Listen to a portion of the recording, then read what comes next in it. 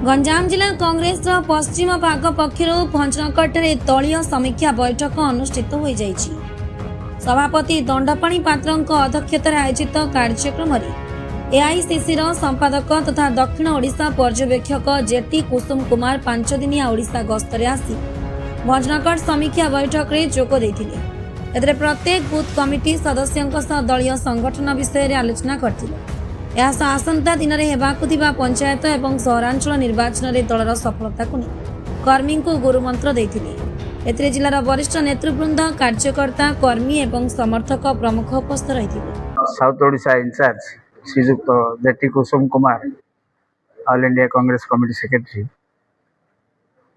कोरापुट जिला आरंभ कर गंजाम आज 5 दिन भ्रमण कर आज एठी प्रत्येक बूथ कमिटी रिव्यू कर बूथ प्रत्येक बूथ रे लोक कमिटी तैयारी कि ना एवं एसआर जो चलती एसआर जो घर घर बुलूँ गत समय करते एसआर जो चलती से आमर केते जन अपॉइंटमेंट होती भी चेक कर कार भोट कटुची जार लगे दरकार अच्छी नुआ लगे से सब फॉर्म फिलअप से विषय एडवाइज चलती एवं आसंता पंचायत निर्वाचन और म्युनिसिपल निर्वाचन जोटा हवा जाऊँगी अति चंचल विधानसभा तो दूर अच्छी यापाई रणनीति किसी आलोचना अच्छी।